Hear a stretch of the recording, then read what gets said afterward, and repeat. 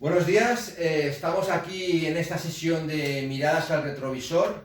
Esta ocasión ya es la quinta vez y hoy estamos en casa de Miguel Guerrero Sánchez, oriundo de Otíbar, pueblo de Granada, y bueno, venimos a conocer y a dar testimonio de sus experiencias vitales, sus actuaciones en la lucha social y política del tardofranquismo y primeros años de la democracia, y como ya es habitual acabaremos con el mensaje hacia las generaciones futuras.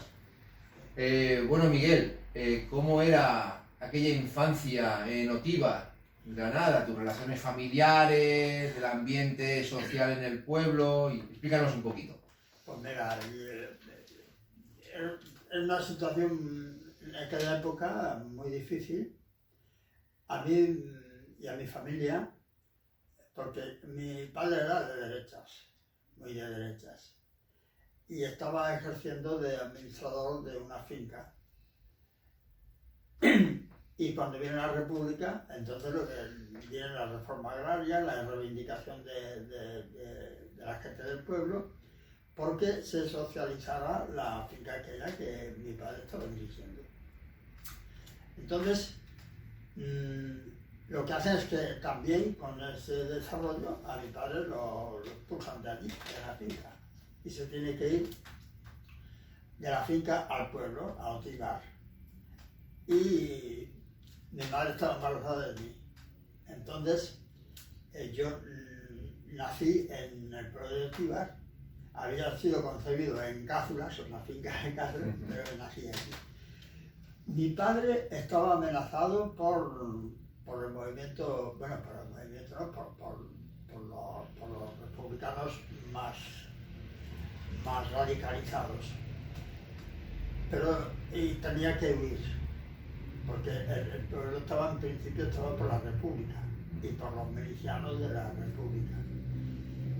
Pero estuvo aguantando allí hasta que yo nací. Y en cuanto nací, se organizó una expedición. Mi padre, junto con otros compañeros suyos, la mayoría eran falangistas, y se pudieron marchar por los caminos de la montaña hasta llegar a Granada, hasta que se liberó. O sea que el ejército rebelde golpista de Franco, Granada cayó enseguida. Y cuando ya se desarrolla, o sea, Otíbar también es tomado, entonces mi padre regresa. Mi padre, cuando regresa, entonces tenemos que trasladarnos a Almuñécar, porque en Otíbar no había nada que hacer, y había una central eléctrica que suministraba de electricidad a todos los pueblos, incluso Almuñécar, a todos los pueblos de allí. Y él pasó al Almuñécar en principio de cobrador de los recibos de la luz. Y nos fuimos allí. Cuando ya se termina la guerra, entonces volvemos a Cázulas, y mi padre recupera el puesto que tenía antes. Y a partir de ahí lo nombran administrador general de la cuestión de la parte de labores, porque era una finca que tenía toda la jurisdicción, casi toda la jurisdicción del pueblo de Otíbar, incluidas las montañas, los pinares y todo. Pero mi padre lo hicieron responsable de la cuestión de la agricultura. Mi padre, antes de eso, lo habían criado los propios marqueses, porque cuando era pequeño se lo llevaron, le dieron estudios y para prepararlo. Y después estuvo con un sueldo estuvo como guarda jurado, y después de guarda jurado ya pasaron a administrador de la finca. Al mismo tiempo nosotros, mi familia eran dos, había dos clases de la familia. La familia de mi madre, que eran todos comerciantes, y se buscaban la vida haciendo negocios y trapicheando. Y la familia de mi padre, que eran la mayoría militares. Y solamente quedaban mi padre y dos hermanos más, un hermano y otro, que no eran militares, que estaban allí. Pero, o sea que esta relación, pues, influye también en lo que es la familia y el ambiente de la familia era ese, muy de derechas. Mi padre era falangista y después cuando se desarrolla el movimiento guerrillero, el maquis, en aquella parte, sobre todo en la sierra de la Almijara, que correspondía a la finca de Cátulas, allí hay una agrupación muy activa de guerrilleros. Y mi padre, pues lógicamente, digo lógicamente desde el punto de vista, era lo que tocaba. De la confrontación, pues está está en el punto de mira de los maquis. Y entonces allí también teníamos un peligro tremendo. Yo me crio en ese ambiente cuando por la noche venían gente de maquis que eran del pueblo, que se habían marchado a la guerrilla, y por la noche se tocaban a la puerta de casa. Y abrían las puertas de las cuadras y sacaban las caballerías, dándoles que corrieran para que hicieran nos asustaran, ¿no? Sí. Para crear confusión. Entonces, como resulta que el marido de la marquesa esta era general responsable de armamento y material del ejército de Franco. Son alto cargo. Entonces nosotros en casa teníamos un arsenal de bombas, de pistolas, de metralletas, de disperos, de todo, de mosquetones, y él se ponía en una ventana con todo ese arsenal, y como supongo que también lo sabían, se quedaba en el susto de amargarnos la vida, sobre todo a mis padres, y después ya se iba. Eso hizo que mi padre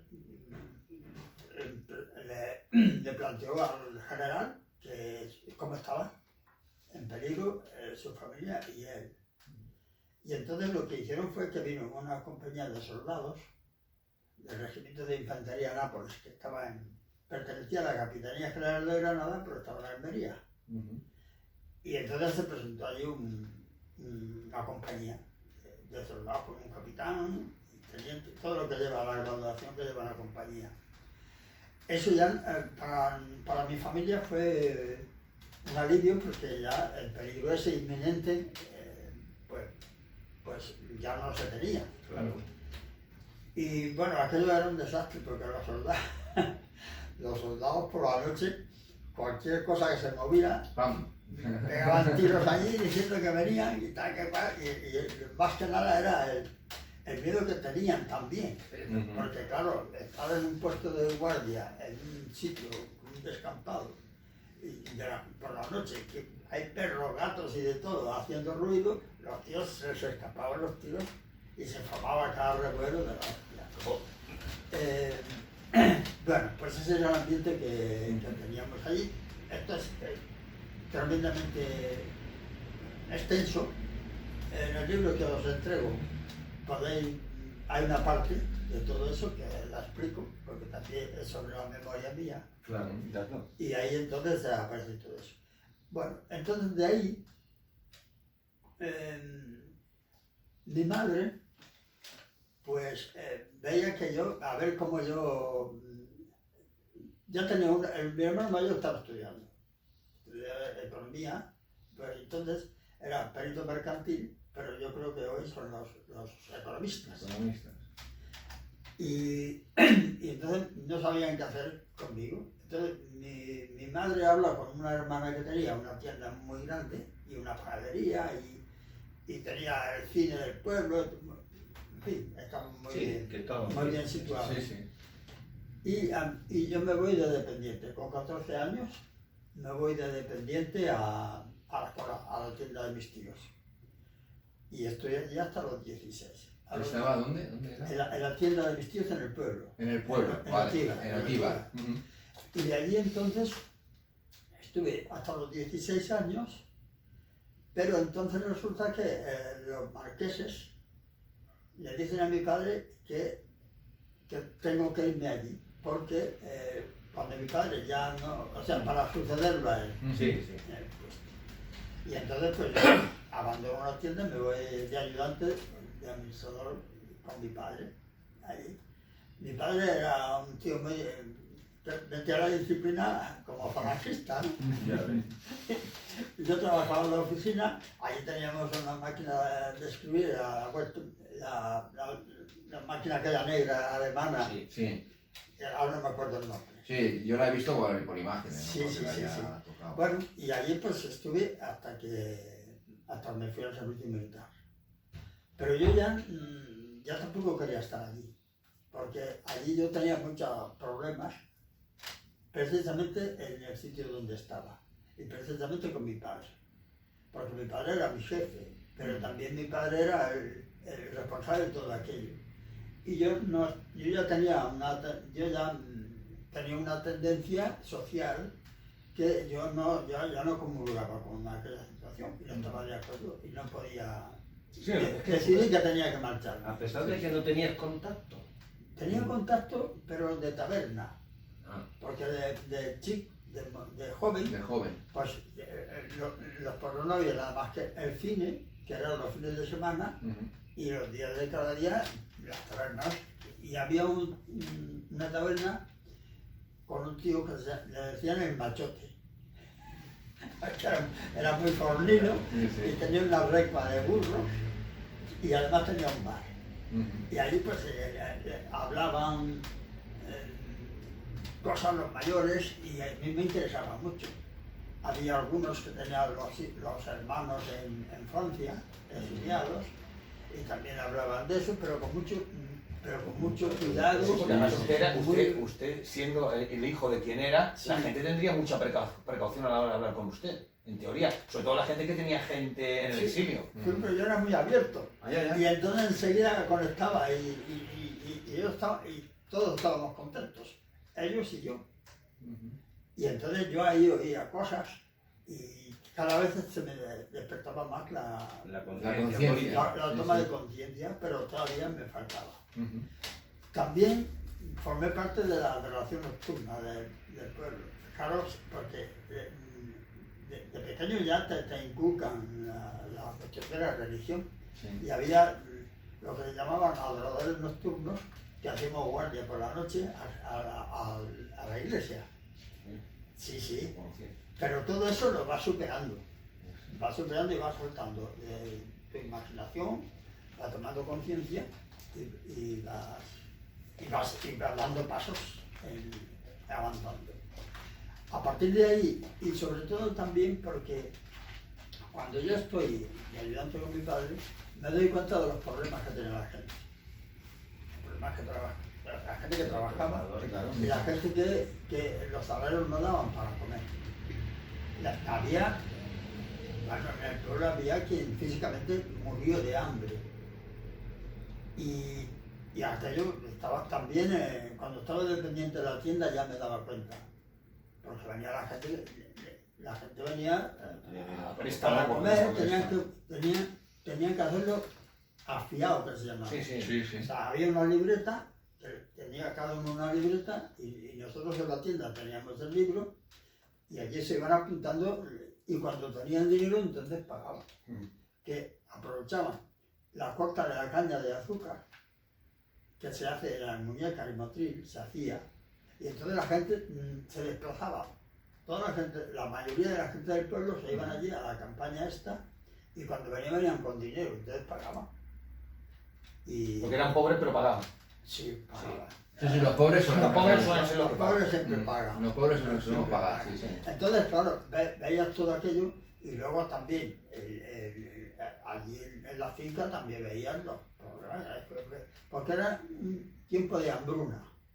La gente pasaba hambre y algunos no lo resistían. No podían. Eso te va haciendo.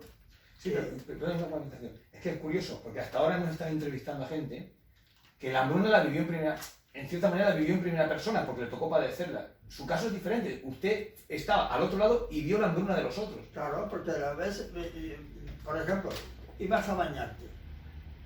a bañarte a un Arroyo o lo que a fuera. un arroyo. Ujú. Y tú te llevabas jabón. Por allí había mujeres que estaban lavando la ropa y no tenían ni jabón. Entonces la pastilla de jabón que llevabas la dejabas allí, o para que se lavaran o para que lavaran la ropa, cosas así, ¿no? Sí, Y sí. después también en el trabajo en la finca, yo tenía las llaves de todos los almacenamientos de las cosechas, tanto del aceite como de los garbanzos, las lentejas, lo que se recogía. De todo lo que daba aquella Y fiesta. aquello, Sí, sí. como yo tenía las llaves, entonces la gente que tenía, porque había que cuidar los cerdos, había que cuidar las gallinas, había que cuidar los mulos, las vacas, todo esto, pues tenían que sacarlo de allí, los piensos. Ujú. Entonces, y además, encima, porque era una cosa que entraba al aire, ¿cómo se llama? Sí. Una ventilación. Sí, Ventilación estaba- cruzada tendría la. Sí, la estaba bola. ventilado. las Sí, pancetas estaba- de tocino colgadas, los longanitas, Sí, o ventilado. sea, los chorizos y todo, Sí. ¿no? Y entonces venían allí y yo abría las puertas, entonces todo aquello se repartía también. Ujú. Se daba, no, Se socializaba, vamos. Lo socializado. Se atendían las necesidades según entraban por la Sí, pero puerta. aquello tenías que hacerlo Con cuidado, con claro. cuidado. Que no lo supiera y que no nadie. se enterara nadie. Porque Claro, después cuando sí. tenía que hacer el balance con mi padre, me faltaba de todo. Ahí había ingeniería numérica, ¿no? Entonces, Me faltaba de todo, no cuadraba. Y entonces mi padre se ponía como la moto. Pero bueno, todo eso te va creando conciencia, ¿eh? sí, sí. Te va sí. creando conciencia. Entonces cuando me voy a la mili, pues en la mili tengo problemas. Porque me mandan, yo estaba en el parque de artillería de Granada y me mandan a un polvorín en Santa Fe, no, en Fargue, que es una fábrica de pólvora del Fargue que está al norte de la capital de la ciudad. Ujú. Y allí ya empiezo a relacionarme con compañeros, que unos estaban en Madrid, otros estaban en Bilbao, otros estaban... Y contaban cómo trabajaban allí, cómo les iba, ¿no? Y allí pues el responsable, por ejemplo, en el Fargue, el responsable nuestro era Cabo Piñero. Pero era un brigoncete. Sí. El dinero que tenía, que le daban para que comiéramos, el tío se lo gastaba, una parte se lo gastaba. Y nosotros estábamos allí con hambre. que pasábamos hambre. Ujú. Y hubo una trifulca con el tío este, con el cabo, y uno que estaba de centinela se llamaba Matías, me acuerdo, porque quería pegar un tiro ya, porque se empezaron a discutir y se cabreó y hubo que parar aquello y no pasó. Pero, y este chico trabajaba en Madrid por su cuenta, vendiendo cosas por las casas. Y me explicaba cómo se desarrollaba, se desenvolvía en Madrid, que si yo quería, pues que me podía ir y tal. Bueno, este incidente que tenemos allí, el tío da un parte al cuartel. Ujú. Y al día siguiente viene un camión con un torno y un capitán que se llama el capitán Collado. Salta el tío de la cabina del coche, saltan los soldados que venían de escolta y el tío con un vergajo Delegado. empieza a tirarnos allí y hacer que subiéramos al camión sin ni siquiera ni recoger ni la camisa. A mí me cogió la orden de una camisa y el tío soltando allí. Bueno, de allí nos llevaron a Santa Fe, al pueblo de Santa Fe, que había también un almacén de municiones. Y resulta que el sargento aquel se estaba haciendo una casa en el barrio del Zairín, de Granada. Y se estaba haciendo una casa con lo que nos sacaba Había robado. del rancho de Hijo y la leche. Y allí pues nos pasamos. tenemos una situación. La corrupción llegaba La corrupción a llegaba, todos los sí. niveles. Pero es que el tío, además, aquel tío, como tenía unos huertos allí, había unos huertos, nos hacía cavar los huertos y cuidar lo que ponía en el Bueno, tampoco está tan lejos del servicio militar que yo viví, ¿eh? Que íbamos allá a ser sirvientes de los militares. Claro, claro. Ni más ni menos. El tío hacía regalos. Y allí se criaban los cerdos que después en el parque de artillería los mataban y los daban en el rancho. Y el tío todo aquello lo hacíamos nosotros. Y, Era ganancia porque luego vendía esos cerdos y... sí. Y el tío los tenía a una parte de la oficialidad. El tío lo tenía comprado y hacía lo que quería. Total, que aquello fue también porque una noche yo le pedí permiso para ir al cine porque recibí un duro en una carta, 5 pesetas. Y el cine valía 4 pesetas. Me quedaba una peseta. Y entonces me dio permiso para ir. Me fui al pueblo, salí del cine y me bebí un pesetero. Un vaso de vino. ¿no? Claro, un vaso de vino. Aquello se me subió. Claro. Con el estómago vacío y No, no estaba acostumbrado. Pero era un vaso de vino el doble. Me voy para el cuartel y tenía que entrar de guardia. Y me dice, bueno, ya después tienes que ir a relevar la garita. Digo, bueno, pero ¿y la cena? Dice, no hay cena. Como no venías, pues entonces el sargento ha dicho que se lo ponga para las gallinas, porque también había gallinas allí. Total, que me voy a ir con el estómago vacío y el vino en la cabeza y me voy a la garita, que era una garita que estaba había una cantidad de árboles y además el miedo que me metía allí porque en Santa Fe hay muchos gitanos. Y aquello, y claro, la información que teníamos, una información, lo que pasa es la discriminación, ¿no? A los gitanos como que eran intoxicados, nos estaban llevando, y a nosotros eso, pues nos creaba por la noche como una noche oscura allí. Lo que pasa con los migrantes hoy en día, que también nos están vendiendo eso, son malos. Siempre, ¿no? Pero siempre esto es la pobreza. Esto es de siempre. Entonces, yo me dormí en la garita, y la garita había que, cada 10 minutos tenías que dar la voz de alerta. Empezaba alerta 1, alerta 2, alerta 3, alerta, y la mía no respondía ni No había alerta. Estaba todo tranquilo. Estaba allí, y al cabo de un rato oigo un follón. Porque la garita, en aquella garita estaba arriba, en la muralla. Y había que subir unas escaleras. Y en las escaleras un follón allí. Subiendo la gente, los Y soldados. entonces el sargento subía las escaleras para quitarme el mosquetón, el fusil. Entonces me di cuenta. Digo, si me quita el fusil, me hace un consejo de guerra. Porque el centinela, si pierde el fusil, es como, vamos, es que lo puede hasta fusilar. Digo, me cago en 10. Y el tío que digo, no suba, ¿eh? No, dame el fusil. Digo, el fusil. Entonces cogí la bayoneta, la puse. Digo, si quieres te lo doy, cógelo de la punta. Total, que yo no sé cómo yo hice aquello, pero eso es una realidad. Sí, sí. Total, que al final, digo, si me quieres, relévame bien. Que venga el cuerpo de guardia, se haga el protocolo de relevo y entonces sí, pero tú me quitas el fusil. No, el fusil lo llevo yo.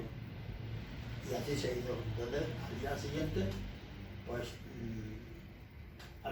se lió ahí un follón con todos los chavales que estábamos y nos formó en formación y empezó a pegar un discurso diciendo que tal. Entonces, Entonces ya empezamos a decir, no, es que usted se está enriqueciendo a costa nuestra. Y le pegamos un... no nos callamos, no yo, sino todos, no nos callamos. Y el tío dice, el que sea hombre que dé un paso al frente. Y entonces pues, había que dar el paso al frente. Pero había un chaval que era vasco. Y el tío pegó un salto, ¡pum!, se puso. Dice, yo estoy acostumbrado a que cuando a un compañero mío en la fábrica le pasa algo, todos somos iguales. Y entonces el tío La unión hace la fuerza. tuvo que tirarse para atrás. Y ahí se quedó la cuestión esta. Bueno, la cuestión es que estas son cosas que pasan.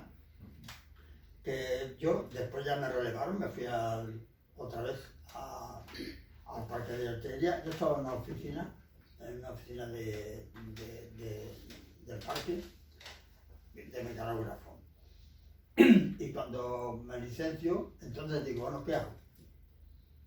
Pues, digo yo, allí donde estaba no voy. Así es que primero cogí en un permiso, me fui a Madrid. Y fui a visitar a los dueños de la finca, a los marqueses. Empezaron a preguntarme, bueno, ¿y qué? ¿Cómo te vas a quedar? Digo, esto tengo que arreglarlo, porque si lo hace mi padre, no lo hace bien. Digo, no, ¿qué piensas hacer? Digo, yo me voy, no vuelvo. ¿Cómo que no vuelves? Digo, no señora, porque yo soy joven y ahora yo voy a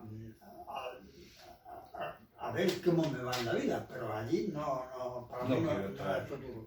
Pillé un cabreo de la hostia, pero yo entonces me vine, digo, aquí ya, esto ya... No hay vuelta atrás. Ya no hay vuelta atrás. Entonces cuando ya me licencié, pues entonces estuve 10 días en casa y entonces decidí de venirme a Barcelona. Primero me fui a Madrid. Estuve viviendo en Madrid, pero Madrid no me gustó. No es que no me guste Madrid, sino que la encontraba muy complicada. Para ir por Madrid yo lo encontraba difícil, porque todas las calles eran estrechas y yo no... Y además, para buscar trabajo en Madrid, no tenía ni zorrería. Yo tenía un hermano que estaba allí ya, mi hermano mayor, Antonio, que trabajaba en la empresa Uralita y llevaba las relaciones comerciales exteriores de la empresa, porque él trabajaba allí ya como economista.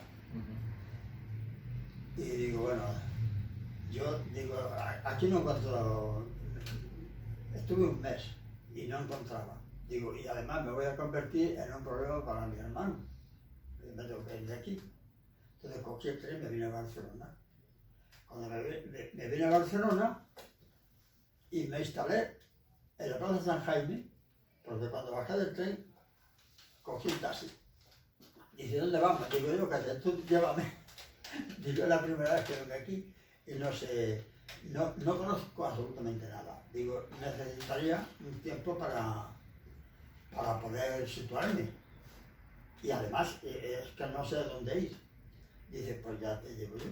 Entonces me llevó a la Plaza San Jaime, había una pensión allí, me parece que ya no está. Y allí estuve una semana, en un ambiente muy pijo. La gente, para mí, ¿no? Después no. Pero entonces tenía un amigo en el barrio de la Salud de Barcelona. Y digo, esta es la única referencia que tengo es este. Entonces me fui a verlo y me dice, bueno, pues muy bien, pues te vienes para acá, a Badalona. Y el barrio de la Salud estaba formado. Todo el barrio de la Salud estaba desmantelado. Eran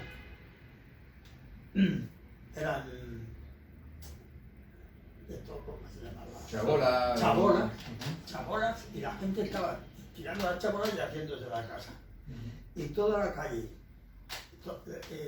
porque el barrio de la Salud es un poco pendiente. Sí. Pues venía una cantidad de las calles llenas de agua, de los desagües, porque aquello era un barrizal. Digo, joder, voy aquí. Me dan ganas de irme otra vez, digo, pero yo no me voy, tengo que estar aquí. Y entonces me llevó a la calle Florida Blanca, que vivía la familia del cantante Manolo Escobar. La familia de Manolo Escobar vivía en el mismo bloque abajo. Y una hermana de Manolo Escobar que trabajaba de dependienta en una tienda. Y por las noches, por las tardes, sacábamos las sillas, nos sentábamos allí, un ambiente que estaba bastante bien. Pero el barrio eso es para que nos demos cuenta también cómo la gente, lo que ha tenido que sufrir y cómo ha tenido que vivir en unas condiciones tan miserables y construirse sus propias casas. Sí, algo que curiosamente hoy no se está haciendo. No La se gente está dejamos que el haciendo, mercado nos dé todo Claro. a cambio de esclavizarnos miserablemente. Claro. En aquel momento había dificultades, pero la gente reaccionaba. Y reaccionaba y había terrenos, se ocupaban, las barracas las convertían en solares de pisos, las hacían, trabajaban por la noche, los sábados y los domingos sin descanso, no había agua, tenían que ir a la fuente a recoger, una cosa terrible, ¿no? Pero además eran verdaderos héroes, la gente que tenía que vivir de esa manera. Pero hoy nos darían la oportunidad de poder hacerlo, no nos dejarían, ¿eh? No, que no. Esa iniciativa que tenía la gente entonces y que la ejercía, hoy en día el poder democrático no te dejaría, ¿eh? El liberalismo no te deja. No te deja. Pero entonces se iba haciendo se desarrolló de esa manera. Hoy el barrio de la Zona es un barrio que está muy bien. Pero en aquella época que yo lo conozco, que yo me trasladé allí, era una pena. Bueno, allí estuve un tiempo y entonces me conocí a uno de Barcelona, de uno de mi pueblo, que vivía en la calle Junta de Comercio. Le expliqué cómo estaba, tal, me invitó a su casa, dice, vente a mi casa y allí pues hay una habitación para ti. Y yo trabajaba yo ya había encontrado trabajo en Badalona, porque yo cuando me trasladé allí empecé a buscar trabajo. Claro. Mi trabajo era buscar trabajo. Y iba de empresa en empresa pidiendo trabajo y llegué a una empresa que se llamaba Estudios y Servicios Eléctricos, es esa. Y me dice el portero, aquí es muy difícil que trabajes. Aquí hay trabajo, pero de administrativo. Porque yo buscaba trabajo de peón, de lo que fuera, tenía que comer, claro. Dice, aquí lo que hay es trabajo de administrativo y técnicos. Digo, pues hombre, administrativo, pues ya me conviene, que me hagan la prueba y tal. Entonces habló y pasé, y me hicieron una prueba y me dijeron, pues ya puedo venir mañana a trabajar. Me acuerdo que empecé a trabajar el 27 de agosto de 1959. Que normalmente tú empiezas a trabajar primero de mes. Pues el 27 de agosto, antes de terminar el mes, ya empecé a trabajar. Y bueno, vale. Y allí estoy trabajando, empecé a trabajar y bueno, era una empresa con muchos problemas. Una empresa que toda la plantilla que había allí era gente como yo, de fuera. No había una cultura de proletaria, de trabajador explotado, porque todos procedíamos de algo peor. De los pueblos, de los campos y tal. Pero bueno, entonces estuve allí un par de años trabajando y me dicen, te tienes que presentar a las elecciones sindicales. Pues tú tienes conciencia de las cosas y un compañero que después fuimos camaradas, se llamaba Manuel Marín Rubio, y Ramón Jurado Fernández, que eran comunistas, y José Martínez Castilla. Pues me metí en una candidatura para el jurado de empresa. Como salimos, la candidatura salió, o sea, ganamos las elecciones. Entonces, los jurados de empresa, el secretario del jurado de empresa era el administrativo más joven.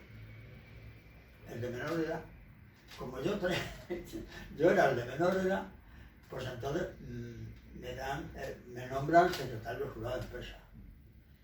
A partir de ahí,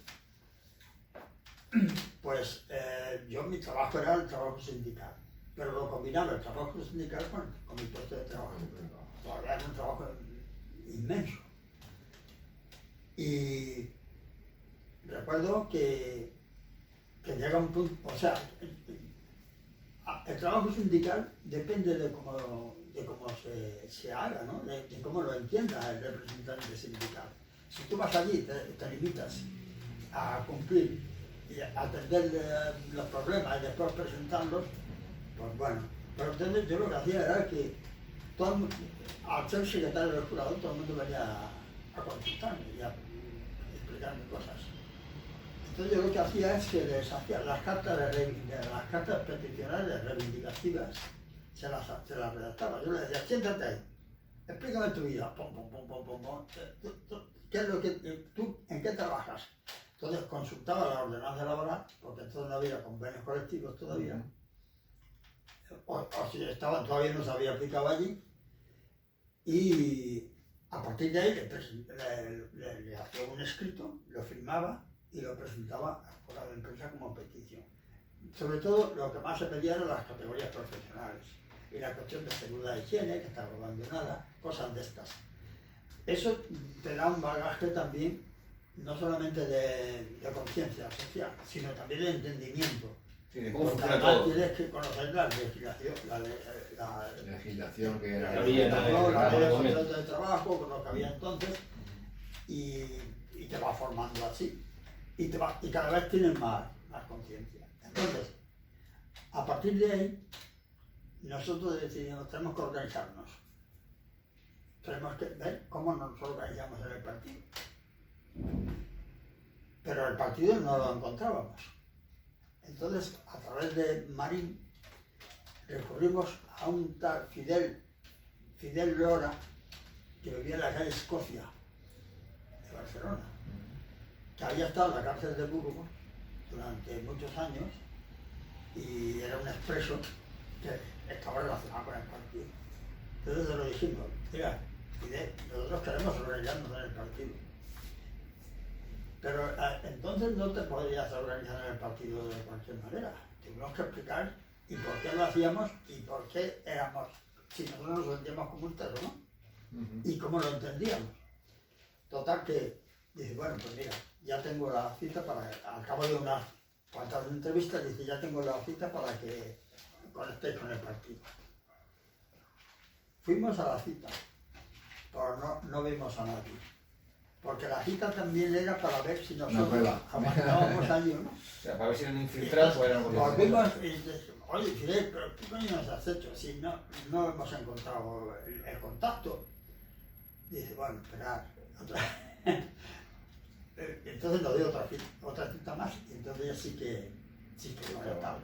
A partir de ella formamos la célula del partido en la empresa. La empresa correspondía a agua, gas y electricidad, lo que hoy es el ramo de energía. Entonces era agua, gas y electricidad. Y allí pues ya empezamos a organizarnos y a trabajar haciendo proseltismo con los compañeros de trabajo e hicimos que la empresa aquella se convirtiera en una empresa puntera de las empresas de Badalona, de la comarca. Y al mismo tiempo, en ese desarrollo, cuando ya nosotros íbamos ya como partido, conectamos con la gente con el despacho de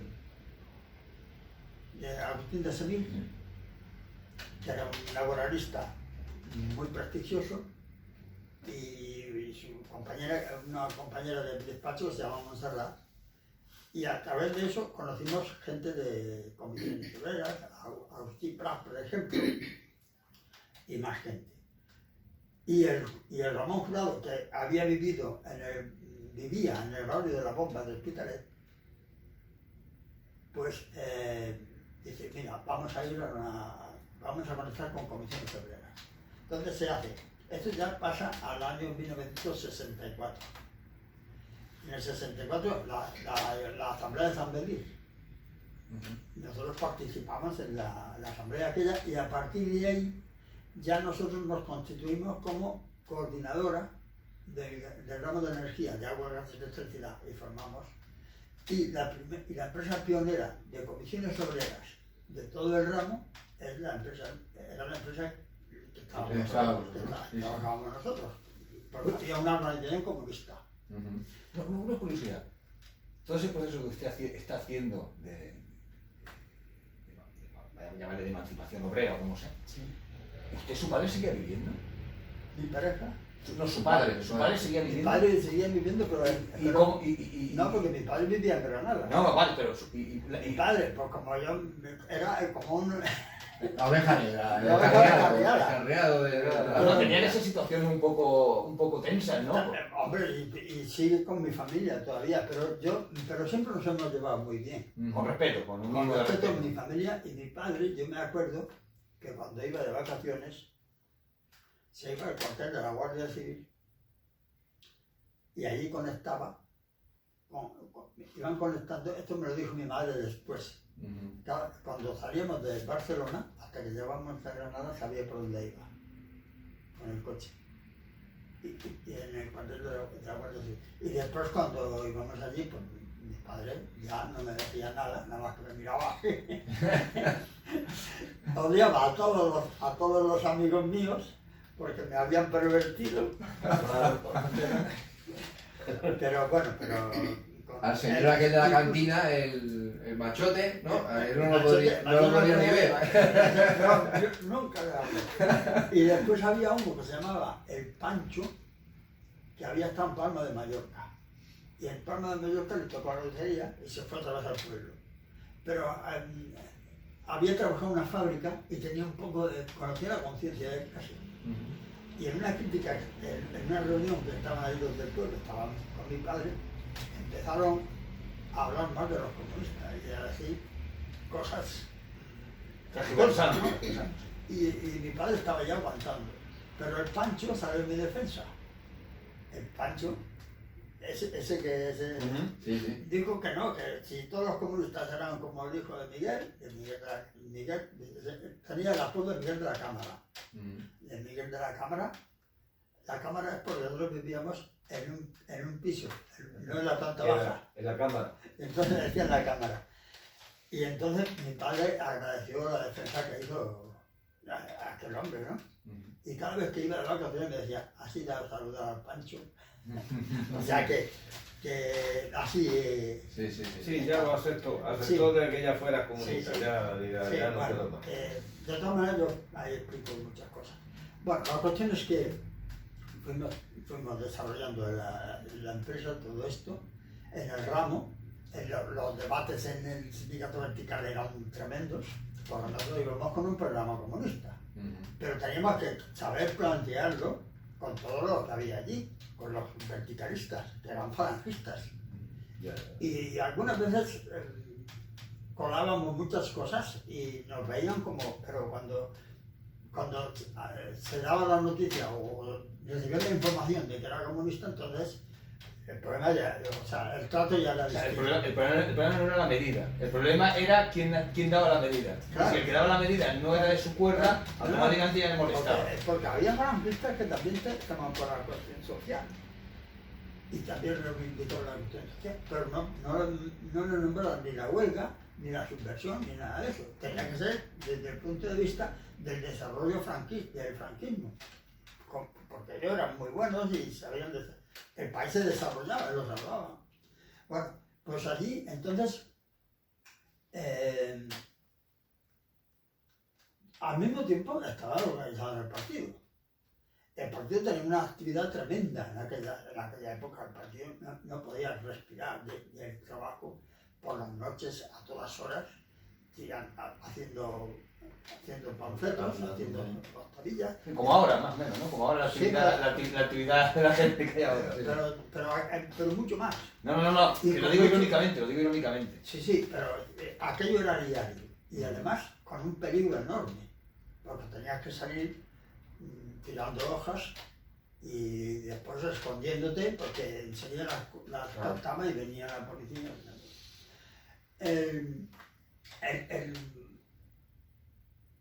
Después, en unas elecciones, pero eso ya fue más tarde, a partir de los 70. Bueno, en el 69 yo tengo una caída policial, porque era cuando el proceso de Burgos, cuando condenaron la muerte a los de Burgos, a los del proceso de Burgos. El partido se volcó para todo el mundo, ¿no? O sea, todos los que eran demócratas salieron a la calle y se hizo una lucha tremenda, porque estaban condenados, sacaron pena de muerte. Y en aquella movilización, pues yo estaba trabajando en otra empresa, que era una empresa de envases metálicos, de Santiago Chipla, de Badalona. Y llevaba la cuestión de personal. Le monté la comisión obrera en la empresa y la célula comunista. Mirando el personal, ¿no? Igual que los recursos humanos de ahora. Sí. Igualito. O sea, recursos humanos incendiando la propia empresa. Claro, pero encima el tío me apreciaba, porque le daba solución a los A todos los problemas. de personal. Porque, en fin, porque yo manejaba la legislación y al tío le gustaba cómo lo enfocaba y tal. Pero al mismo tiempo, yo de forma tan clandestina, que yo llegaba allí, hacía el papelón y les decía, no, esto sí, esto no, esto sí, esto no. Y al mismo tiempo le decía, oye, tú te tienes que organizar. Tú tienes que organizar y presionar. ¿Cómo? Pues de esta manera. Y salió la Comisión Obrera y el partido. Bueno, entonces hay una caída de represión. Yo estaba trabajando en la oficina cuando me llama por teléfono. Me dice una de las secretarias, pregunta por usted.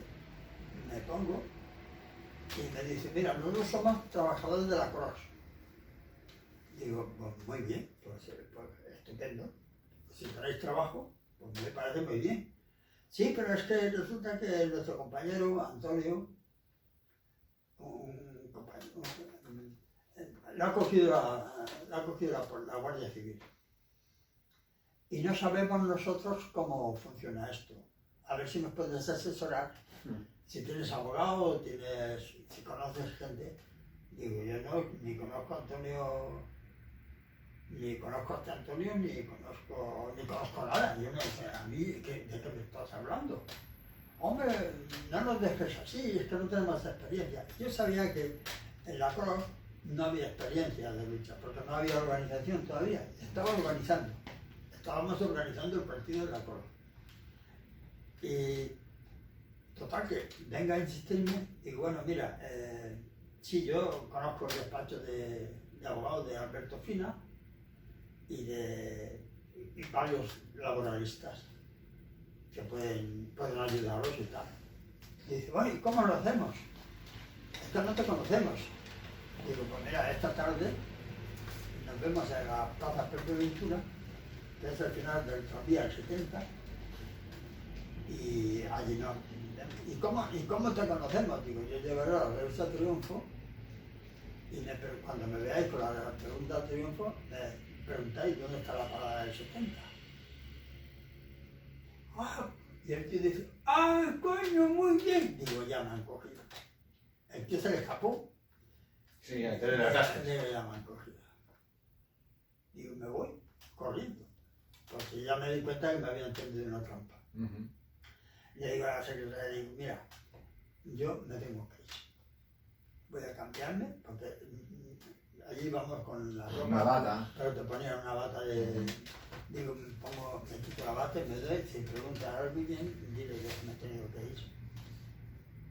Pero no me dio tiempo. Dice, no, pero es que te están esperando aquí en la puerta.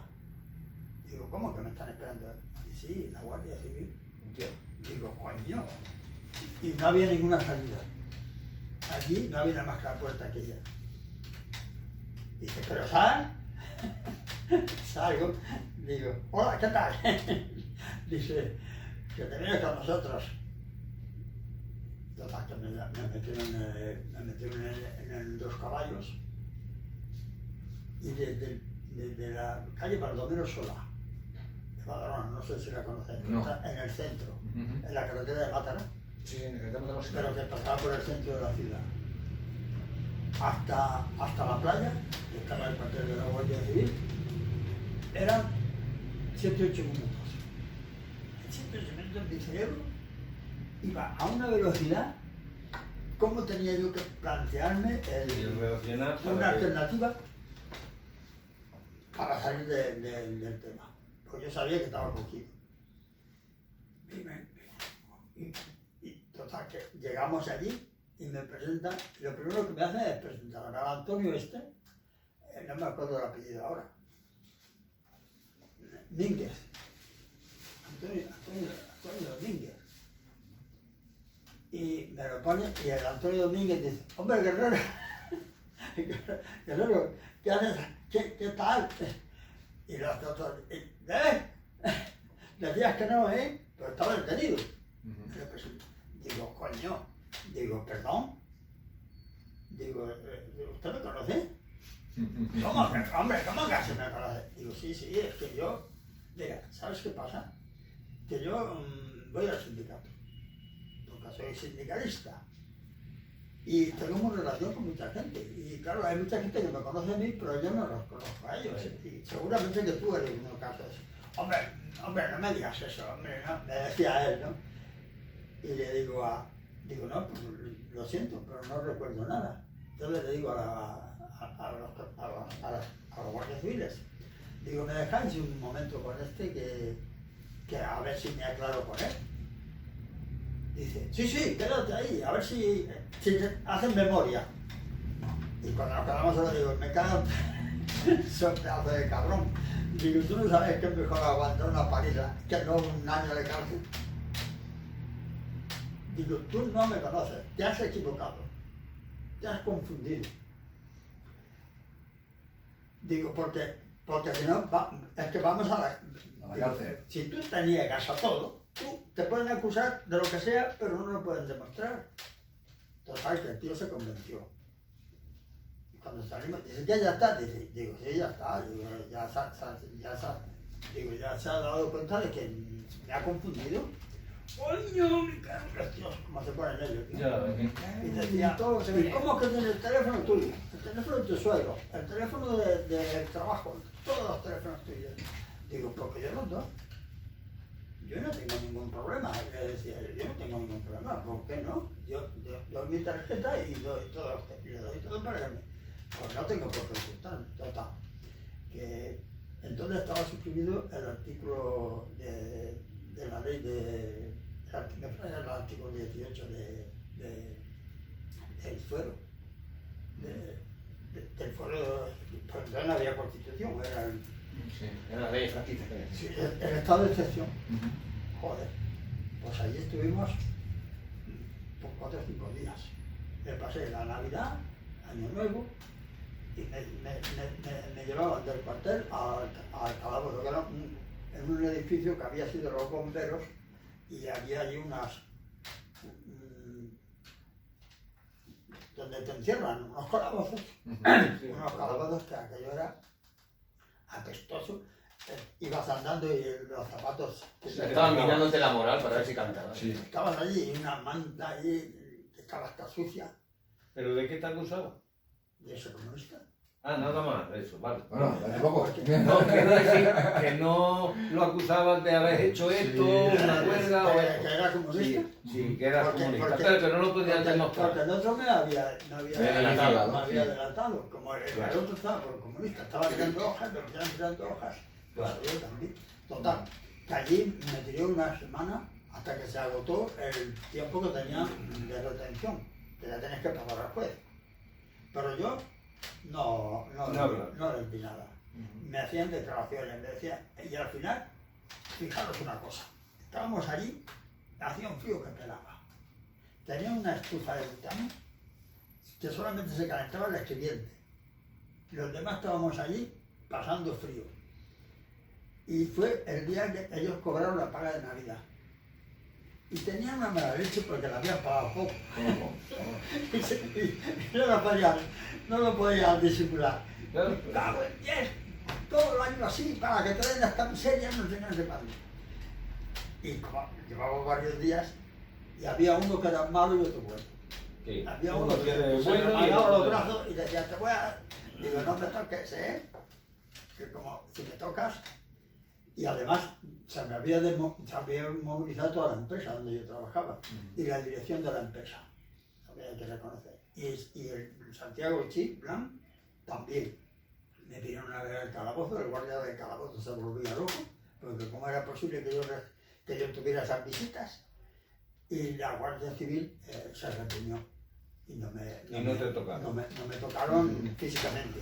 Pero de la Sí, otra porque manera, supongo que el jefe de tu empresa tenía contactos y, claro, podía ir no, a es por hacer mi contactos. relación Bueno. personal. Pues Ya, pero digo, podía acceder a contactos y a esta gente los podía retratar si te pegaban otra Claro, eso es lo que yo decía, digo, como te pases, digo, cuando salgas de aquí, tú tienes familia, pues tenlo en cuenta.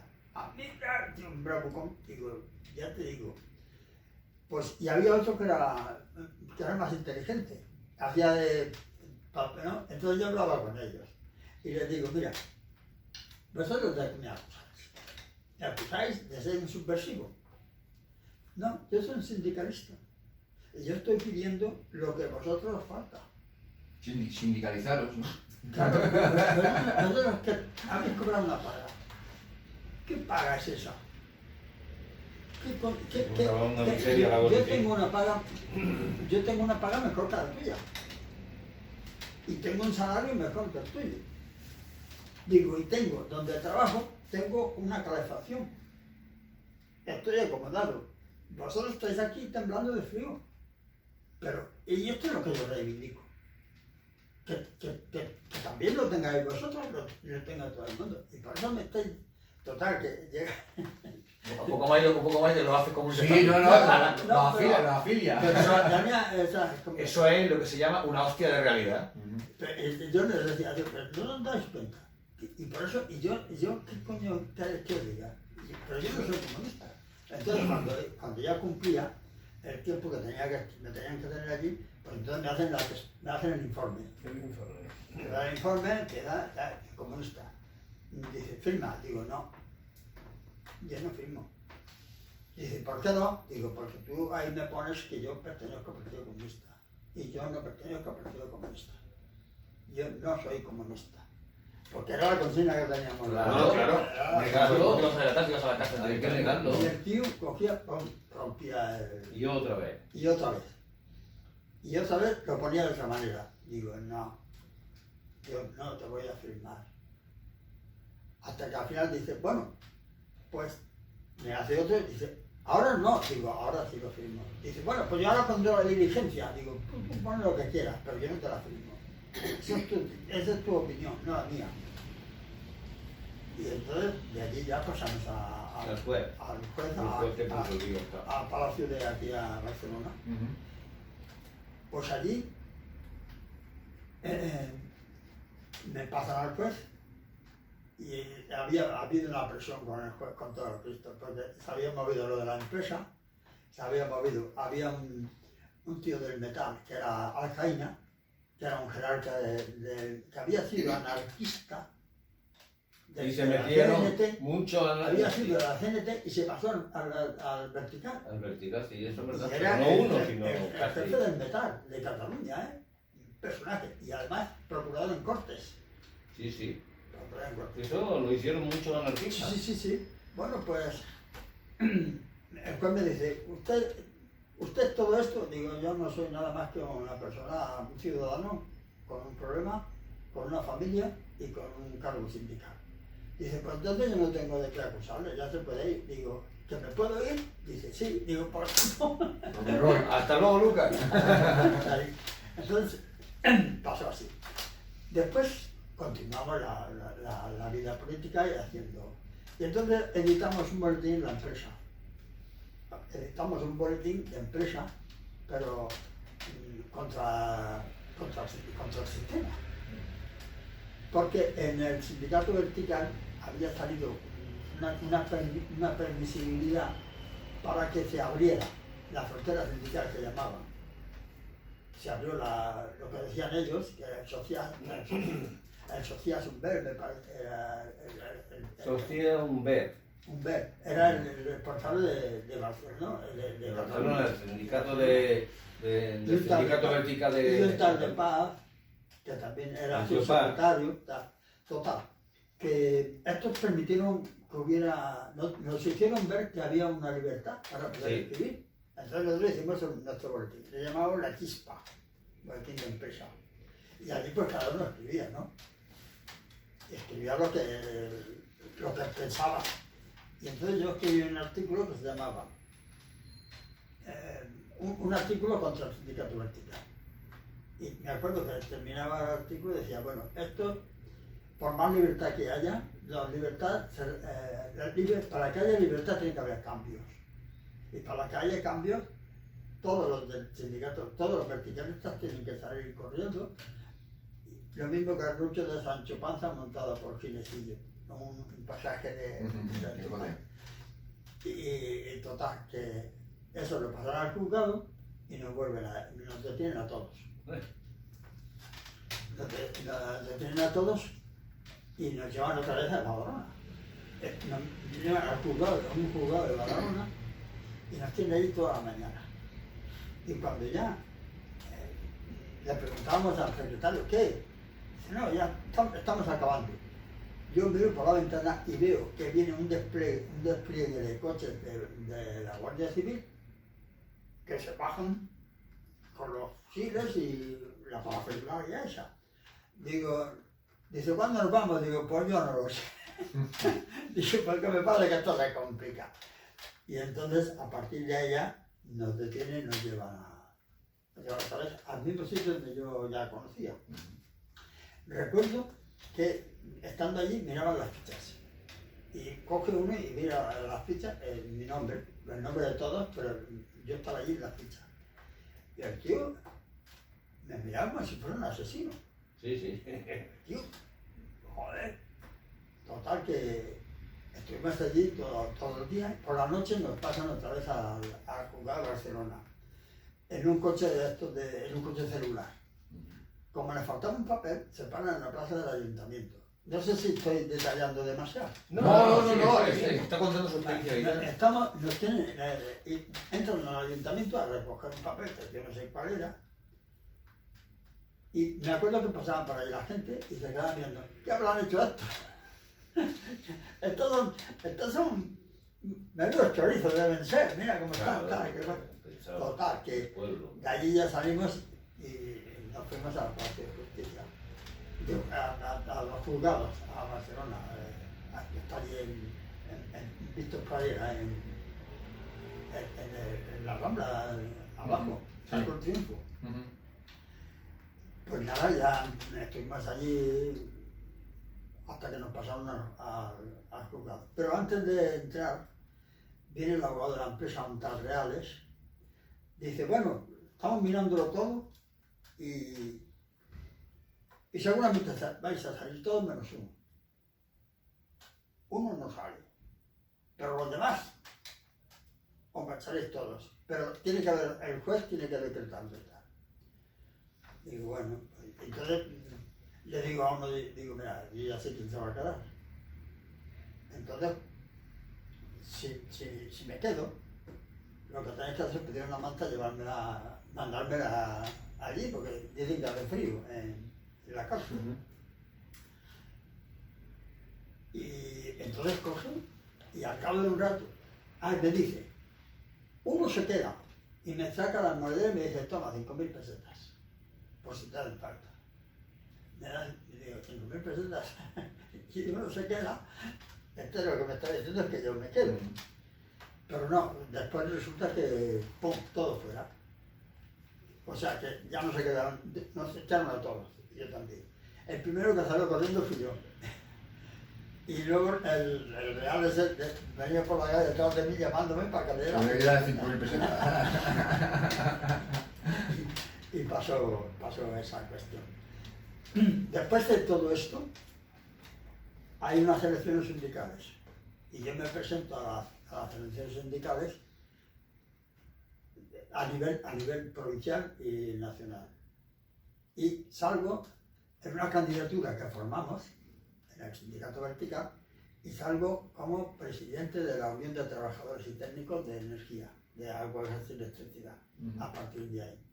Bueno, aquello fue tremendo porque ocupamos una organización. Un puesto de responsabilidad. Estaban los de Aguas, estaban los de Enel, estábamos nosotros y muchos eran comunistas. Y entonces hacíamos unos papeles, o sea, unas hojas como presidente de la Unión de Trabajadores y Técnicos dirigidos a todos los trabajadores del ramo. Y ayer hablamos, me acuerdo que un 1 de mayo explicábamos lo que era el 1 de mayo, lo que eran los mártires del 1 de mayo, todo esto lo explicábamos allí. Se dio un Cristo y pedíamos la huelga general. Total, que me hacen un expediente. Pero un inciso, lo que demuestra que al sistema se le puede vencer desde el interior del sistema mismo. Claro, si sabes hacerlo. Ahí está, si sabes hacerlo y tienes conciencia de clase. Claro, pero entonces nosotros incluso eso, en las discusiones que hacíamos políticamente, nosotros discutíamos todo eso. Y cuando discutíamos en la posibilidad de que hubiera una caída, de que alguno de nosotros, es decir, claro, fuéramos detenidos, ¿qué comportamiento teníamos que tener? A mí, por ejemplo, yo cuando estaba detenido, el Salvadores me fue a ver. Salvadores es un abogado. El abogado Salvadores me fue a ver y dice, y cuéntame, yo le expliqué. Y cuando salió de allí Salvadores, le dice al partido, ojo con este, porque está rodeado de buitres. Porque este vaya que lo perviertan. Y el partido me decía, tú como, por si había estado tocado, en agradecimiento a lo que me había. Dice, porque estos están ahí haciéndole cosas de esas y veremos a ver cómo reacciona él. Digo, no os preocupéis, que esto está claro. Pero eso es decir, en el partido ya discutíamos, estamos preparados.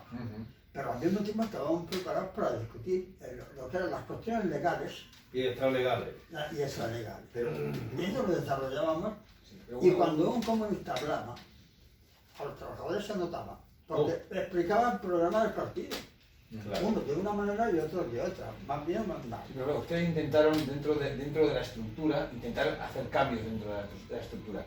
Pero es que aquí, por ejemplo, no hace tanto, cuando el tema del 15M, mucha gente como yo pensamos que, bueno, que era el momento de coger la silla. De ir al Parlamento, ir a las instituciones y coger la silla. Claro.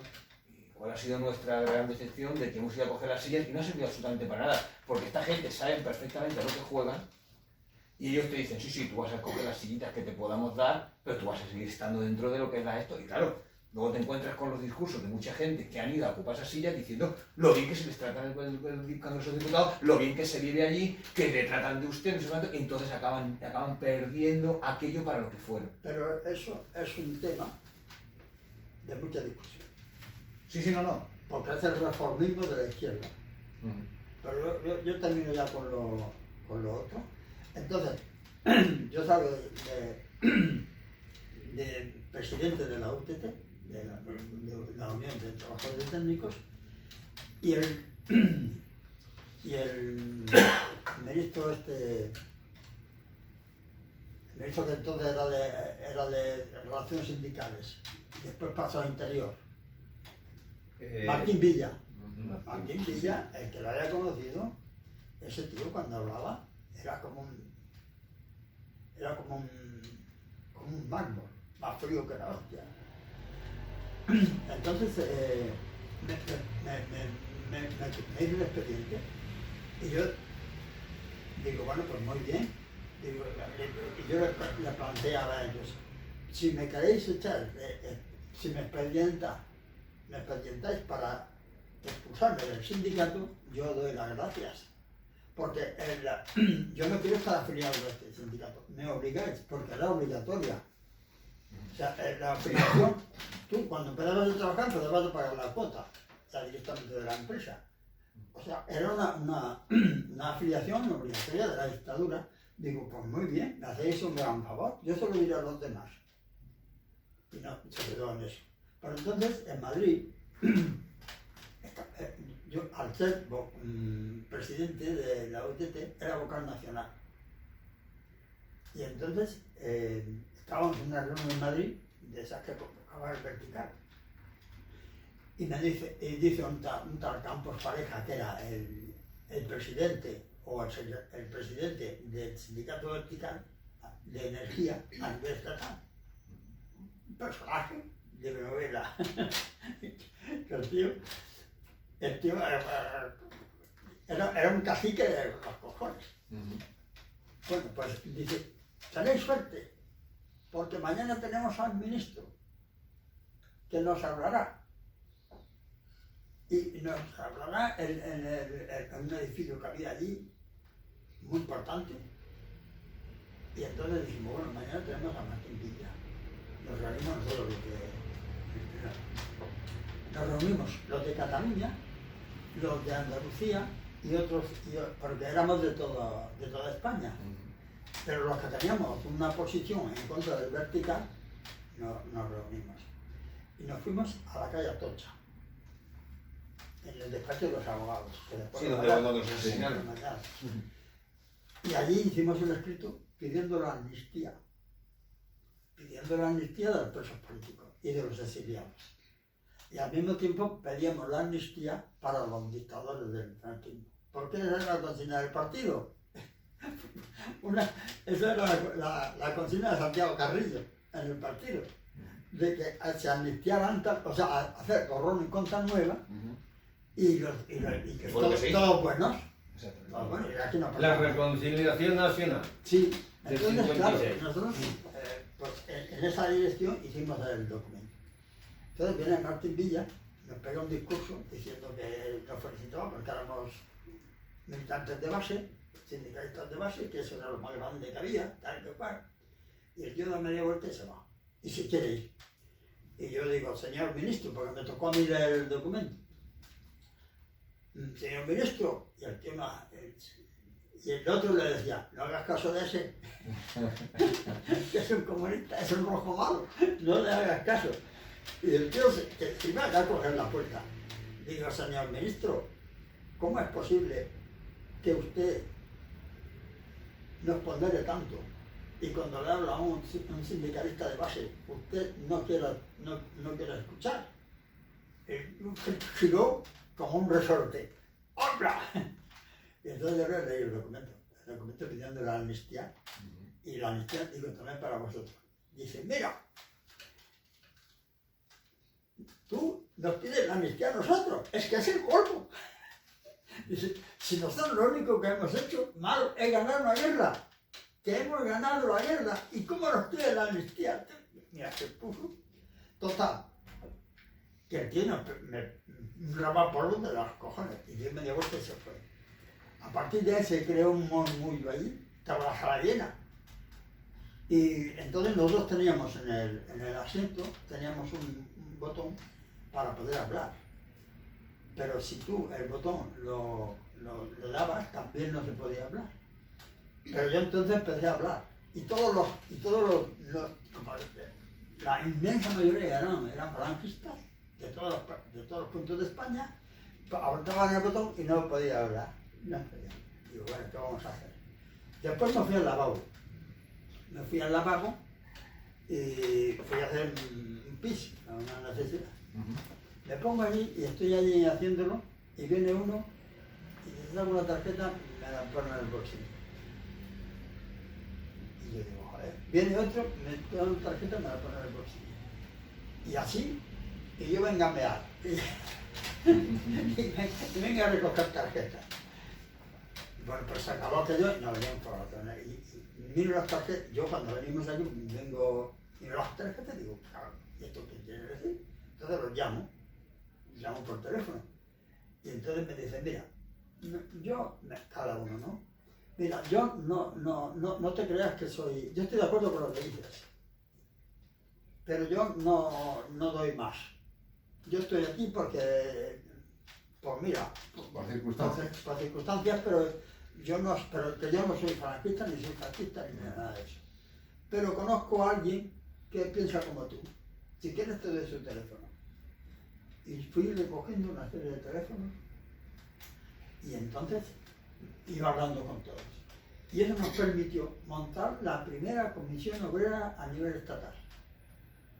Porque con todos esos contactos, que eran de Sevillana, eran de Duero, iban del Viesgo, de Galicia, de Sevilla, de Sevillana y de Madrid.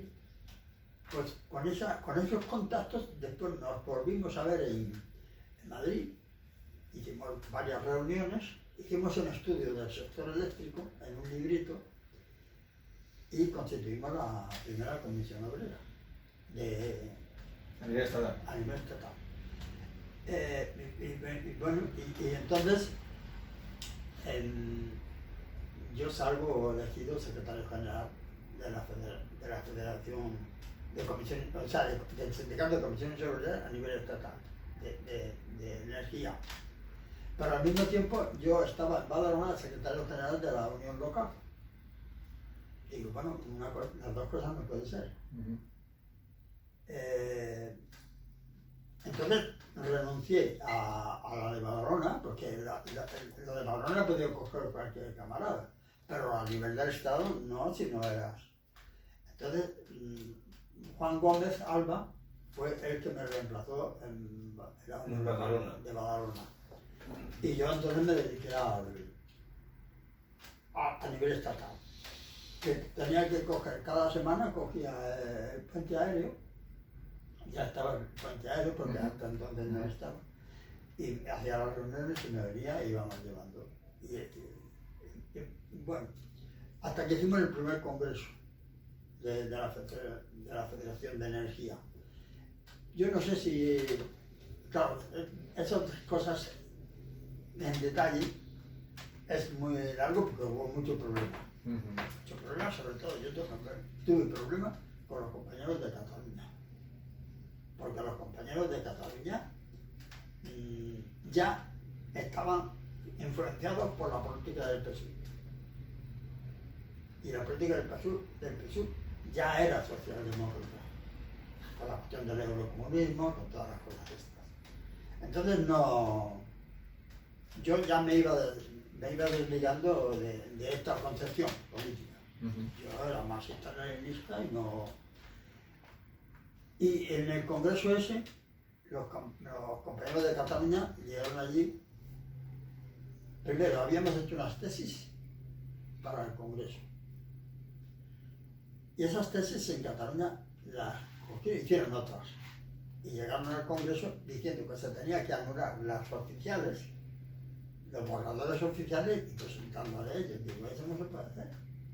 Porque si vosotros queréis enmendar las tesis, podéis hacerlo.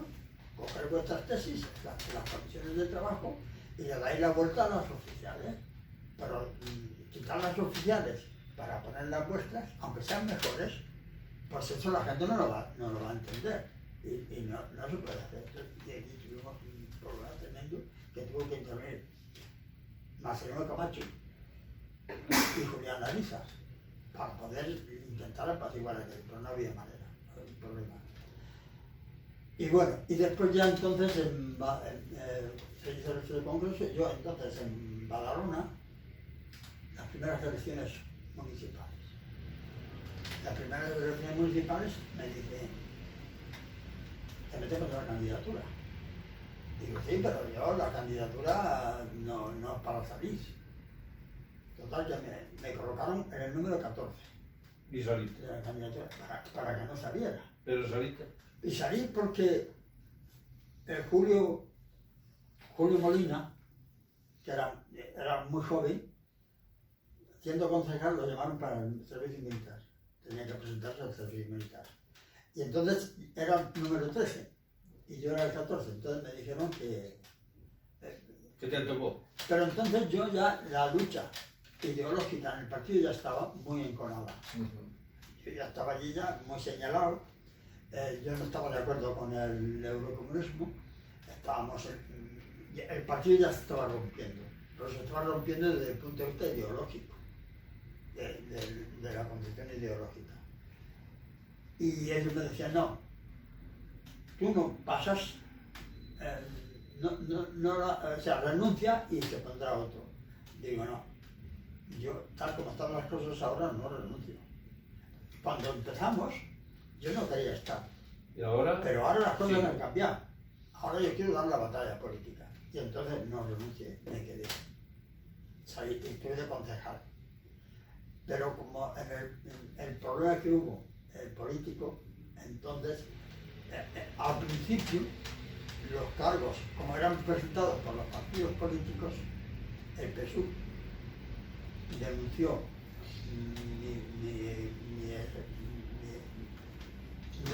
mi nombramiento porque ya no pertenecía al partido, porque ya fui expulsado con todos los demás, que también vivirías aquí. Y tanto. Y a partir de ahí entonces viene una disposición y me dejan, me anulan, me expulsan del partido y de concejal. Y bueno, y yo ya entonces es cuando a partir de ahí se forma la discrepancia política en el partido, tanto en el PSUV como en el PCE,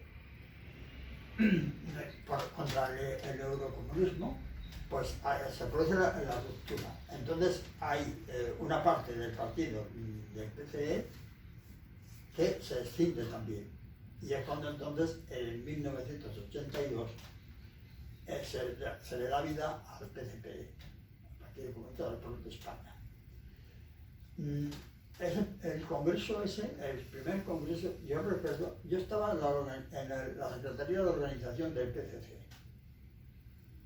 y estaba junto con Tribes, en principio, y después con Muñiz.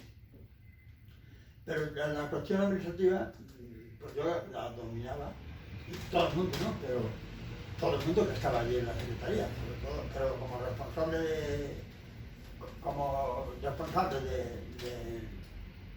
del partido, nos fuimos a Madrid a preparar el Congreso. Entonces, de aquí salió una delegación de Madrid para preparar el Congreso del PCP, que fue lo que organizó el primer Congreso. Que iba el Simón Ródenas, iba un montón de camaradas, unos 7 u 8 camaradas. Me acuerdo que el Congreso se hizo en la Casa de Campo, en un local que había allí, que nos cedieron, y tuvimos que ir. Yo no, eso lo llevaba el Simón, por todas las obras de Madrid, recogiendo tablones y tablas. Y entonces, con clavos y un martillo, preparando las mesas para el Congreso. Eso lo organizaron los camaradas que llevaba Simón. Después compramos tela roja y vestimos las mesas aquellas con total y tenían una presentación aquello de cojones. Y bueno, entonces fue como, de esa forma es como... Y además, antes de ir al Congreso, nosotros habíamos preparado ya aquí en el PCC la delegación que tenía que ir. Fijaros cómo estaría el partido a nivel del Estado, que de Cataluña, del PCC, fueron 400 delegados a un congreso. Con lo cual, la fundación, en el primer congreso del PCP, el motor del congreso lo forma la delegación de Cataluña, con 400. Más gente en ninguna parte. Y dominaban las cuestiones. Sí, porque aquí fue la ruptura más grande. Allí ya tardó después mucho más. Tardó más. Entonces, por eso, al cabo de un tiempo, pues, Juan Ramos, que era el secretario general del PCC, pasó a ser secretario general del PCP a nivel del Estado. Se desarrolló. Bueno, yo no sé, después la vida es una constante lucha, constantemente, y entonces, pero siempre trabajando. En el PCC yo trabajé en la Secretaría de Organización y llevaba la cuestión de los responsables de empresas y de grandes empresas. Llevaba telefónica, llevaba SEA, que me reunía con los camaradas y preparábamos la documentación. Después el PCC después empieza a cambiar. Hay unas negociaciones con la Esquerra Republicana y con el PSUV. Y pasamos a formar Izquierda Unida en Madrid, el PDP, y a Unión, ¿cómo se llama? Iniciativa per Catalunya. Y en Cataluña, Iniciativa per Catalunya. Iniciativa por Cataluña. Pero ya entonces, en el partido, tanto en Anguita llevaba el PSE. Paco Frutos, que había sido el secretario general del PSUV, también en Madrid llevaba la cuestión del partido. Y en Cataluña estaba Ribó, en el PSUV. Como el programa que tenía el partido, ellos decían, o sea, nosotros planteábamos que nosotros formábamos parte de la coalición, pero que después de la coalición el partido tenía sus funciones y tenía un carácter de clase. Pero entonces ellos vieron que los comunistas en Iniciativa y en Izquierda Unida era como una piedra en un zapato. Sí. Que no podía ser. Entonces dijeron que como nosotros, el partido, tenía un programa distinto a lo que era Izquierda Unida y lo que era Iniciativa, pues nos sacaron de ahí. Rompimos, porque querían que el partido renunciara a su programa político, a su ideología. Una cosa es ir juntos a unas listas y otra cosa es perder tu identidad. Sí. Entonces se rompió por eso. Después, Este asunto de la ruptura, bueno, ya se ha visto en otras sesiones y tal, y pensándolo ahora, creo que daría para reunir a 4 o 5 camaradas y discutirlo y grabarlo en sí, ¿no? Y coger las diferentes reflexiones, las diferentes opiniones, y ya visto desde la distancia, ¿no? También sí, por supuesto. sería interesante, ¿no? Verlo vosotros que lo vivisteis, aquella ruptura, aquella decepción, ¿no? Porque con lo que hemos estado hablando, al final queda esta decepción. Se destroza todo, Sí. y se destrozó porque en el fondo a la gente, el pueblo, no le gusta la ruptura y las peleas, y entonces perdimos todo, los eurocomunistas y los marxistas-leninistas, y perdimos todo, destrozamos pues prácticamente todo lo que Toda la habíamos ilusión hecho, y todo todo el lo trabajo. que es la lucha. Pero que la culpa, yo creo que coincidimos, fue por culpa de la gente partidaria de Carrillo y su... el eurocomunismo, del que eurocomunismo, no se erradicó. Sí. Bueno, Bueno, Miguel. Y luego los poderes económicos, toda la cobertura mediática que le hicieron al Partido Socialista. Para las Sí, gracias, sí. ¿Qué antes. opina de toda esto? Bueno, Miguel, para ir acabando, no alargamos la sesión. Yo me enrollo si no me contado. Sería interesante, pues, no sé, como hemos comentado antes, ¿no? ¿Qué reflexión, qué consejo le darías a la generación de tus hijos, que es posiblemente la de José Luis y la mía? Y sobre todo, ¿qué mensaje, ¿no? A la generación pues, de tus nietos o tus nietas y cuál es, bueno, tu previsión para el futuro? Mira, yo a la juventud lo que yo les recomendaría es que se preocupen más por las cuestiones sociales, que se formen, que no tengan, es decir, que hay muchas informaciones que son falsas, que se preparen y que procuren pensar en los mensajes que está dando el capitalismo y la situación política que estamos atravesando. Es un momento, yo creo que muy especial históricamente hoy con lo que está ocurriendo. En la batalla del capitalismo, el imperialismo, contra la cuestión social, sobre todo contra la clase obrera, no solamente Cataluña y España, de todos los países, de todo el mundo. Hay una ofensiva terrible de la derechona, o sea, del fascismo que se va desarrollando. Entonces, la juventud tendría que ser más crítica con la situación que hay. Sí, porque, haga usted una pregunta. Está hablando usted de formar, pero cuidado porque los que nos están formando ya nos forman en el sistema. Por lo tanto, la gente joven no tiene sentido crítico muchas veces porque nos están preparando para servir al sistema, pero no cuestionarlo. Claro. Porque no tiene sentido crítico ninguno. Claro, pero ahí juega un papel muy importante también lo que es el reformismo de la izquierda.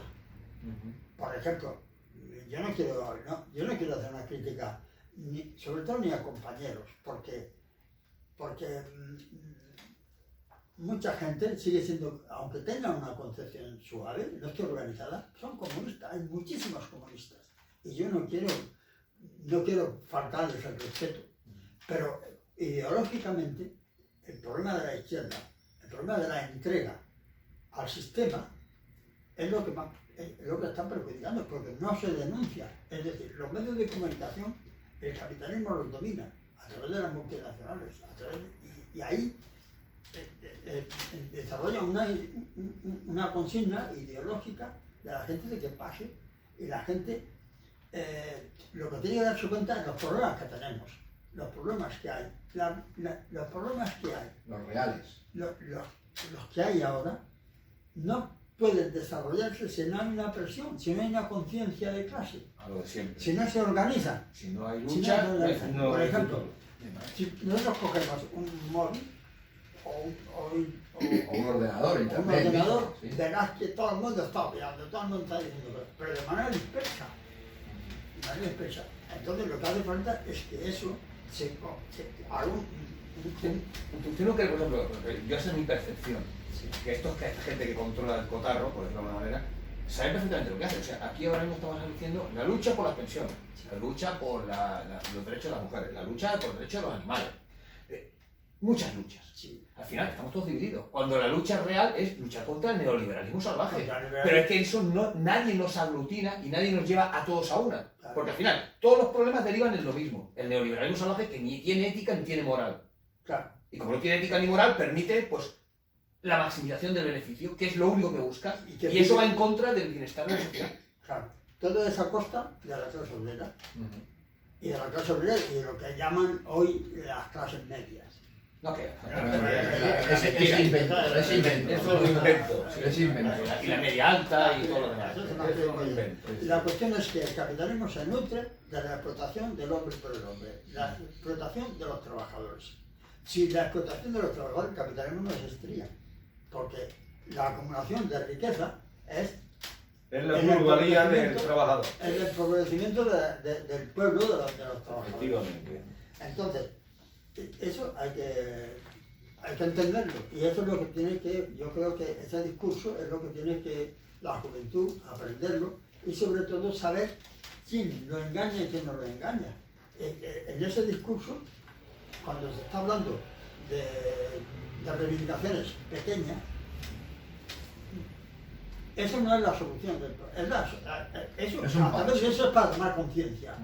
Pero tienes que tomar conciencia que el capitalismo hay que destruirlo. Que la lucha dentro del capitalismo contra lo social y el socialismo y el comunismo es una lucha a muerte. Bueno, yo le digo solamente una cosa, mi hijo está estudiando, está en el sistema educativo, a mi hijo nunca le han hablado de que se tengan que organizar ellos para solucionar el problema, no les han hablado nunca de una existencia, por ejemplo, de modelos cooperativistas, no les han enseñado nunca que puede existir un sistema en el cual se puede planificar un poco la economía y se puede hacer una redistribución de la misma, solo les enseñan que la oferta y la demanda cubre todas las necesidades y si tú no llegas te aguantas, y es lo que hay. Y que seas útil para el sistema. Sí, sí, porque los forman para ser útiles para el sistema, pero no para que reivindiquen ni cuestionen el sistema. Claro. Eso no existe. No, porque la enseñanza, de la manera que la hacen, ya desde el colegio, adoctrina. ya va dirigida a La enseñanza dentro del sistema capitalista está para perpetuar Entonces, es un contenido de clase. Entonces, para concluir, tú, ¿qué esperas? ¿Qué crees que cuál va a ser el camino más más inmediato de las luchas de la clase trabajadora del mundo contra este sistema. ¿Qué hace falta? Mira, yo creo que hoy actualmente hay una manipulación. Una manipulación de la juventud y del pueblo en general. Por ejemplo, los sindicatos también los han comprado. Sí. No, me refiero a los sindicatos dos principales Sí. del sistema. Comisiones Los han comprado. Sí. Entonces, No son lo que yo creo que, por ejemplo, la juventud de hoy está más formada que estábamos nosotros.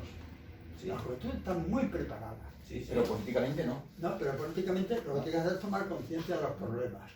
Si va tomando conciencia de los problemas, de por qué le perjudica eso a ellos, tendrán que buscar la forma de cómo tienen que organizarse, tienen que luchar. Pero si no se organizan, por más conciencia que tengan, no podrán hacer nada.